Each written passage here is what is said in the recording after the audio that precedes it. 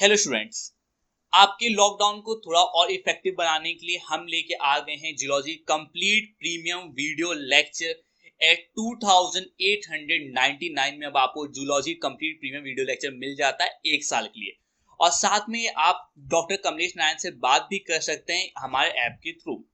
और अगर आप इंटरेस्टेड हैं हमारा कोई चैप्टर वाइज परचेज करने में, तो आपको पूरी कोर्सेज चैप्टर वाइज भी मिल जाती है। आपको पूरी कोर्स खरीदने की भी जरूरत नहीं है। आपको जिस चैप्टर की नीड, आप डायरेक्ट वो चैप्टर परचेज करके स्टडी कर सकते हैं। सो बी ट्यून्ड।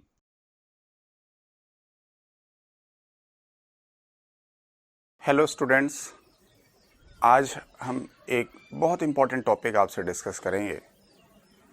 और ये टॉपिक इम्पॉर्टेंट दो वजह से है। एक तो इटसेल्फ टॉपिक इम्पॉर्टेंट है, क्वेश्चन अराइज होते हैं, इस वजह से इम्पॉर्टेंट है। दूसरा, इसका कंफ्यूजन बहुत ज़्यादा है और बहुत सारे बच्चों की कंप्लेन आई है और कुछ ऐसे कमेंट्स भी किए हैं कि हम कई बार इसको पढ़ते और समझते हैं फिर भी गलत हो जाता है। तो मैं इस वीडियो में आपसे उसी कन्फ्यूज़न को दूर करने की बात करूंगा। मैं हर वीडियो में आपसे एक ही बात कहता हूं कि जो भी वीडियो आप देखें या जो टॉपिक आप पढ़ रहे हों उसको बहुत ध्यान से पढ़ें, क्योंकि सवाल में एक बड़ी नई चीज़ उभर के अब आ रही है। जो 2-3 साल पहले एक ट्रेंड बन रहा था लोगों का कि हम सिर्फ एनसीईआरटी पढ़ लेते हैं तो हमारी बात बन जाएगी। अब लोगों को रियलाइज़ हो रहा है, क्योंकि मेरिट इतनी हाई आ रही है, तो रियलाइज़ हो रहा है कि सिर्फ एनसीईआरटी से बायो में तो पूरी बात नहीं बनेगी। हाँ, you will get the good marks. तो बार बार ये लोग कहते हैं कि सर, जो बाहर के क्वेश्चंस आते हैं, कुछ ऐसा लगता है जो क्वेश्चंस हमारे एनसीईआरटी में नहीं मिलते हैं, उनको हम प्रिपेयर कैसे करें। उसके लिए कोई टेक्स्ट बुक बता दीजिए, उसके लिए कुछ ऐसा चीज़ बता दीजिए जिससे हम वो कर लें। सर, अलग से कुछ नहीं करना है। जब जो टॉपिक आप पढ़ रहे हों एनसीईआरटी से, बस उस टॉपिक को कॉन्सेप्चुअल तरीके से पढ़ लेना है। कोई ऐसा नहीं है कि आपके पास वो टॉपिक कहीं नहीं है एनसीईआरटी में। जो भी टॉपिक आपको दिए गए एनसीईआरटी में, उसी टॉपिक को बेहतर तरीके से समझ लेंगे तो आप जो आपको ऐसा लगता है कि वो क्वेश्चन आपके बाहर से आते हैं, वो आप अच्छा कर पाएंगे। तो हमारा आज का टॉपिक है पैराथायरॉयड ग्लैंड। जब आप थायरॉयड ग्लैंड पढ़ते हैं तो उसी के साथ में एक पैराथायरॉयड ग्लैंड भी है, इसे जान लें। पैराथायरॉयड ग्लैंड जो है, ये संख्या में 4 होती है, यानी 2 पेयर इन द नंबर। जहाँ थायरॉयड के लोब्स पाए जाते हैं उसी के पास पाए जाते हैं। संख्या इंपॉर्टेंट भी नहीं है। इसका नाम इसीलिए पैराथायरॉयड भी कहा गया क्योंकि ये पैरेलल है, लेकिन that is related to the thyroid. हमें मुख्य बात इसकी जो करनी है कंफ्यूजन को लेकर, वो हार्मोन को लेकर, उसके फंक्शन को लेकर।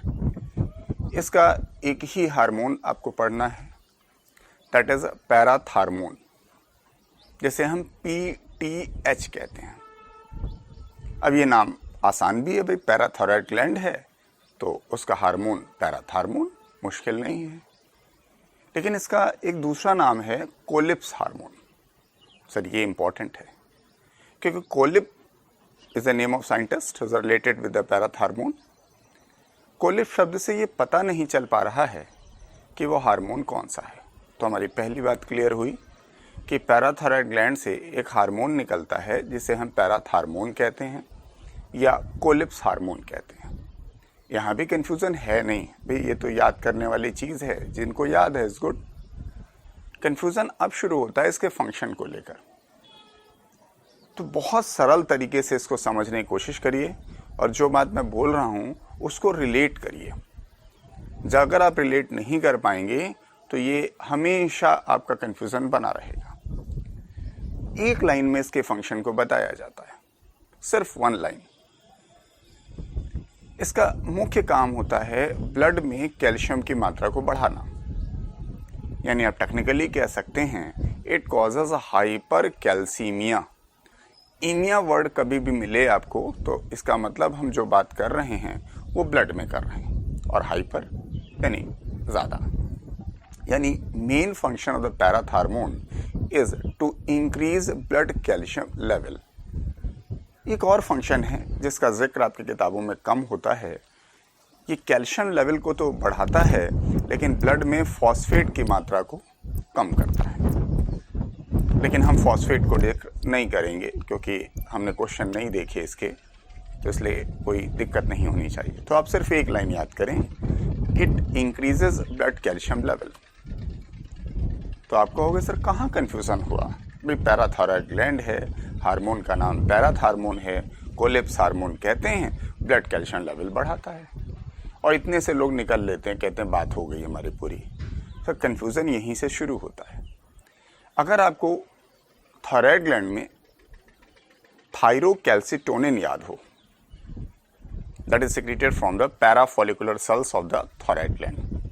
थायराइड ग्लैंड अगर पढ़े होंगे तो अंदाज़ा होगा, उनकी जो फॉलिकुलर सेल्स होती हैं उनसे निकलता है थायरॉक्सिन, और जो पैराफॉलिकुलर सेल्स हैं उनसे निकलता है थायरोकैल्सिटोनिन।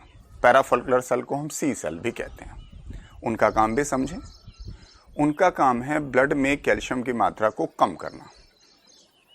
यानी कैल्सिटोनिन चाहता है कि ब्लड में कैल्शियम की मात्रा कम हो जाए और पैराथार्मोन चाहता है ब्लड में कैल्शियम की मात्रा बढ़ जाए। तो अब जब फंक्शन एक दूसरे के विपरीत हो गए तो उस लिहाज से हम कह सकते हैं it is a antagonistic hormone. Antagonistic means opposite. तो जब आप दोनों को रिलेट करके पढ़ते हैं तभी आपको वो कॉन्सेप्ट क्लियर होगा। हम पढ़ा आपको पैराथायरॉयड ही रहे हैं, लेकिन हम थायरोकैल्सिटोनिन के बिना इसे पूरा नहीं कर पाएंगे। अब एक चाहता है फैक्टर ब्लड में कैल्शियम का लेवल बढ़ा रहे और एक फैक्टर चाहता है ब्लड में कैल्शियम का लेवल घटा रहे। लेकिन हमारे शरीर में ना तो हम चाहते हैं बढ़ा रहे, ना हम चाहते हैं घटा रहे। हम तो चाहते हैं हमारा जो ब्लड में कैल्शियम का नॉर्मल लेवल है तकरीबन 10 मिलीग्राम प्रति 100 ml, 1-2 मिलीग्राम ऊपर नीचे आप कर सकते हैं। कहीं 8 से 10 मिलीग्राम लिखा रहता है, कहीं 10 से 11 लिखा रहता है, एवरेज हम लेते हैं 10 मिलीग्राम। ये बना रहे, बढ़ते ना पाए और घटने ना पाए। तो ईश्वर ने कुछ ऐसी कोऑर्डिनेशन मैकेनिज्म दे रखी है कि जब भी हमारा ब्लड कैल्शियम लेवल इस नॉर्मल से ऊपर जाता है तो थायरोकैल्सिटोनिन कोशिश करता है कि उसको नीचे लाया जाए, और जब कभी कम हो जाता है तो पैराथार्मोन चाहता है बढ़ जाए। तो ये अगला पॉइंट हुआ कि जो पैराथार्मोन है वो ब्लड कैल्शियम लेवल को बढ़ाता है और कैल्सिटोनिन जो है वो ब्लड कैल्शियम लेवल को घटाता है। दोनों कोऑर्डिनेटेड मैनर में काम करते हैं। इसी वजह से हमारे ब्लड में कैल्शियम का लेवल सामान्य यानी नॉर्मल बना रहता है, दैट इज़ तकरीबन 10 मिलीग्राम प्रति 100 ml। अब दिक्कत कैसे आती है? आप ये समझें कि हमारे ब्लड में कैल्शियम का सोर्स क्या है। काफ़ी ध्यान से सुनिएगा, हमारे ब्लड में कैल्शियम का सोर्स क्या है। तो हमारे ब्लड में कैल्शियम के 3 सोर्स हैं। पहला सोर्स जो हम खाते हैं, इंटेस्टाइन से होता हुआ आगे बढ़ता है तो वो कैल्शियम एब्जॉर्ब होके ब्लड में आता है। यानी ब्लड में कैल्शियम का सोर्स है absorption of calcium from intestine. दूसरा ब्लड में कैल्शियम का सोर्स है कि जो ब्लड में कैल्शियम पाया जा रहा है वो अल्ट्रा फिल्ट्रेशन से फिल्टर होता है, तो रीनल ट्यूब्यूल से एब्जॉर्ब होता है। भाई अगर आप एब्जॉर्प्शन कम करोगे तो ब्लड में कैल्शियम घट जाएगा, एब्जॉर्प्शन ज़्यादा करोगे तो बढ़ जाएगा। तो 2 बड़े आसान सोर्स हमने बताए कि जो भी आपके ब्लड में कैल्शियम है वो या तो आपके पास खाने के दौरान जो आपने खाया है उसमें कैल्शियम है वो एब्जॉर्ब होकर के वहाँ पर पहुँचा है, और या जो रीनल ट्यूब्यूल है उनसे जो अल्ट्रा फिल्ट्रेशन के दौरान फिल्ट्रेट गुजर रहा था उससे कैल्शियम ने एब्जॉर्ब किया है। तीसरा एक सोर्स और है और वो बहुत बड़ा सोर्स है, दैट इज हमारी बोन्स। हमारी बोन से डिसॉल्व होके कैल्शियम ब्लड में पहुंचता है। तो ये हमारे पास 3 सोर्स हैं। फिर से सुन लें, इंटेस्टाइन से एब्जॉर्ब होता है, रीनल ट्यूब्यूल से रीएब्जॉर्प्शन, सेलेक्टिव रीएब्जॉर्प्शन जब आप पढ़ते हैं उनसे एब्जॉर्ब होता है, और हमारी बोन से डीमिनरलाइजेशन यानी मिनरल्स वहाँ से निकलते हैं, उस दौरान भी ये कैल्शियम आता है।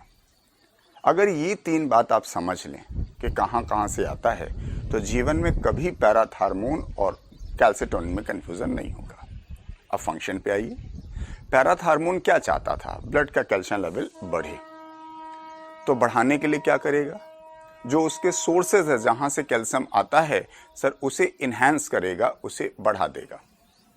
जैसे वो चाहता है पैराथार्मोन ज़्यादा से ज़्यादा इंटेस्टाइन से कैल्शियम का एब्जॉर्प्शन हो, यानी it increases calcium absorption from intestine. दूसरा, रीनल ट्यूब्यूल से भी कैल्शियम का एब्जॉर्प्शन बढ़ा देगा। वजह नतीजा होगा यूरिन में कैल्शियम कम जाएगा। यानी दो इसके बड़े आसान फंक्शन हैं। यानी जब कभी आपसे कहा जाए कि पैराथार्मोन बढ़ गया तो आंसर तो है कैल्शियम बढ़ गया, लेकिन कैसे बढ़ गया? क्योंकि उसने इंटेस्टाइन से कैल्शियम का एब्जॉर्प्शन प्रमोट किया और रीनल ट्यूब्यूल से भी कैल्शियम का एब्जॉर्प्शन प्रमोट किया। लेकिन अगर कैल्शियम का जो पैराथार्मोन है उसका लेवल ज़्यादा बढ़ने लगा तो इंटेस्टाइन से तो आप वही एब्जॉर्ब करोगे जो आपने खाया होगा। अगर आपने इंटेस्टाइन के माध्यम से कैल्शियम नहीं पहुंचाया, दूध नहीं पी रखा है, तो पैराथार्मोन क्या कर लेगा? भाई आपके न्यूट्रिशन में, डाइट में कैल्शियम होगा तभी तो पैराथार्मोन एब्जॉर्प्शन करेगा। और अगर ब्लड में कैल्शियम कम होगा तो सर रीनल ट्यूब्यूल का भी एब्जॉर्प्शन का कोई रोल नहीं है, लेकिन काम तो करेगा। वो चाहता तो है कि हमारा ब्लड का कैल्शियम लेवल बढ़े। तो उसके लिए क्या करेगा, जब आपके हाइपर पैराथायरॉयडिज्म होगा तो वो चूंकि पर्पस है उसका हाइपर कैल्सीमिया, तो वो डीमिनरलाइजेशन को प्रमोट कर देगा। वो बोन से कैल्शियम आयन को निकालना शुरू कर देगा। और जब बोन से कैल्शियम आयन को निकालना शुरू करेगा तो बोन्स कमजोर होने लगेगी। और पैराथार्मोन का इतना जबरदस्त रोल है कि जब बोन से कैल्शियम को निकालता है तो बोन्स में कैविटीज बन जाती हैं। बोन्स में कैविटीज बन जाती हैं, बाद में वो कनेक्टिव टिश्यू से फिल्ड हो जाती हैं, फाइब्रस कनेक्टिव टिश्यू से, and that will result into a disease osteitis fibrosa cystica. हो सकता है डिजीज से आप ज़्यादा ताल्लुक ना रखें, लेकिन मैंने आपको ये चीज़ बताई कि जब पैराथार्मोन का लेवल बढ़ेगा तो वो क्या करेगा, कैल्शियम एब्जॉर्प्शन बढ़ाएगा इंटेस्टाइन से, कैल्शियम रीअब्जॉर्प्शन बढ़ाएगा रीनल ट्यूब्यूल से, और डीमिनरलाइजेशन को प्रमोट करेगा। सरल भाषा में हड्डी कमज़ोर हो जाएगी। ये तो बात हमने की हाइपर पैराथायरॉयडिज्म की। दूसरा शब्द है हाइपोपैराथायरॉयडिज्म। अगर पैराथार्मोन का लेवल कम हो जाए, जब हाइपो होगा, कम होगा, तो जो इसका काम है वो कम होगा, यानी इंटेस्टाइन से कैल्शियम कम एब्जॉर्ब होगा, रीनल ट्यूब्यूल से कैल्शियम कम आएगा और बोन से डीमिनरलाइजेशन कम होगा। तो जब हाइपोकैल्सीमिया होगा, कैल्शियम का लेवल गिरेगा, तो एक बहुत बड़ा इफेक्ट आता है। जब नॉर्मल वैल्यू आपकी थी उससे गिरने लगता है कैल्शियम लेवल ब्लड में, that will act as a stimulus. Hypocalcemia itself act as a stimulus for the nerve and muscles. ऐसा क्यों? क्योंकि जैसे ही कैल्शियम का लेवल नॉर्मल से कम होता है, it increases permeability of axolemma for sodium ion. Sodium ion बड़ी तेजी से अंदर आना शुरू हो जाते हैं, and that will generate spasm.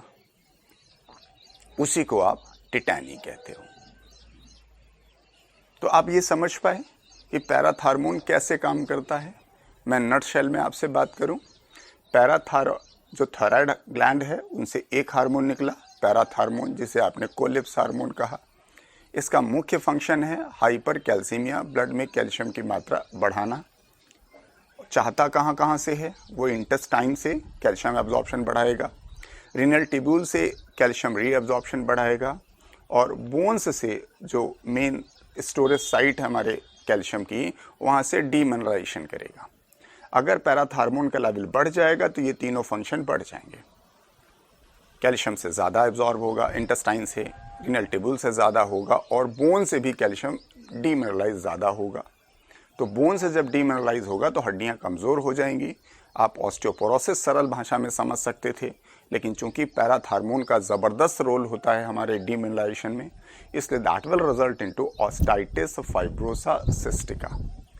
जब हाइपोपैराथायरॉयडिज्म होगा, कम होगा, यही तीनों फंक्शन कम होगी, ब्लड में कैल्शियम की मात्रा घट जाएगी। नॉर्मल से जब ज़्यादा घट जाएगी तो वो घटा हुआ level will cause the stimulus for the neurons, because it increases permeability for sodium ion. और that will cause the tetany. ये तो हमने बात की पैराथायरॉयड की, लेकिन हमने कहा था थायरोकैल्सिटोनिन भी समझना चाहिए, क्योंकि थायरोकैल्सिटोनिन का भी रोल कैल्शियम पर ही तो है, ब्लड कैल्शियम पर। लेकिन थायरोकैल्सिटोनिन का रोल पैराथार्मोन से एकदम अपोजिट है, क्योंकि वो क्या चाहता है, कैल्शियम का लेवल घटे। तो घटाने के लिए फंक्शन ज़रा देखिए। अगर कैल्सिटोनिन का लेवल बढ़ जाए तो जो उसका फंक्शन है वो ज़्यादा होगा। तो अगर कैल्सिटोनिन का लेवल बढ़ जाएगा तो ब्लड में कैल्शियम की मात्रा कम हो जाएगी। और कम हो जाने पे अभी आपने पढ़ा कि जैसे ही कैल्शियम की मात्रा कम होगी that will result into the टिटैनी। तो उस दौरान टिटैनी होगी। अब जरा कंपैरिजन करिए, जब हाइपोपैराथायरॉयडिज्म हो रहा था, पैराथार्मोन कम हो रहा था, तब टिटैनी हो रही थी। लेकिन उधर आपने पढ़ा जब हमारा कैल्सिटोनिन का लेवल बढ़ेगा तब टिटैनी होगी। यही तो एंटागोनिस्टिक फंक्शन है। दूसरा पॉइंट देखिए, अगर मान लीजिए थायरोकैल्सिटोनिन का लेवल कम हो जाए, घटने लगे, तो अगर कैल्सिटोनिन का लेवल घटने लगेगा तो जाहिर है वो कैल्शियम जो उसका काम था हाइपोकैल्सीमिया नहीं होगा। हाइपोकैल्सीमिया नहीं होगा तो इसका मतलब कैल्शियम लेवल बढ़ेगा, और कैल्शियम लेवल बढ़ेगा तो फिर से बोन्स, इंटेस्टाइन और रीनल ट्यूब्यूल, इन सब जगह से कैल्शियम आएगा।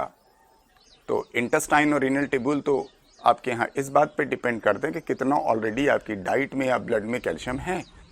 तो बोन से जब ये कैल्शियम लाना शुरू करेगा दैट विल कॉज ऑस्टियोपोरोसिस।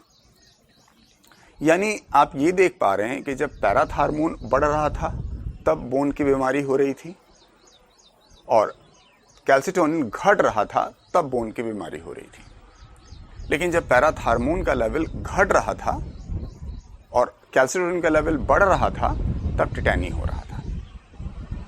तो इस टॉपिक को पढ़ने के लिए आपको ये ध्यान रखना होगा कि कैल्शियम का सोर्स है कहाँ पर, क्योंकि अगर कैल्शियम का सोर्स आपको नहीं पता होगा तो आप कोरिलेट नहीं कर पाओगे। तो आई थिंक इस छोटे से वीडियो से आपका ये कन्फ्यूज़न दूर हुआ होगा। तो मैं फिर आपसे यही कहूँगा कि जो भी पढ़ें आप, जिस टॉपिक को भी पढ़ें, बेहतर तरीके से समझ के पढ़ें, शॉर्टकट बिल्कुल मत अपनाइए, otherwise you will face trouble in the examination. हड़बड़ी में मत पढ़िए, एक टॉपिक को पढ़िए तो पूरा समझ के पढ़िए। हमें ये नहीं करना है कि हम 10 मिनट के अंदर ढेर सारे सवाल करें। 10 मिनट के अंदर एक सवाल की बात नहीं हो रही। एक टॉपिक अगर आप तैयार करते हैं तो उस टॉपिक के बिहाइंड 40 सवाल होते हैं। तो कोशिश करिए, हमारी बात समझ के देखिए, आजमा के देखिए, यू विल गेट बेनिफिटेड। क्योंकि कॉन्सेप्ट्स हमेशा काम आते हैं, रटा हुआ समय समय पर काम नहीं आता है। Good luck to all of you.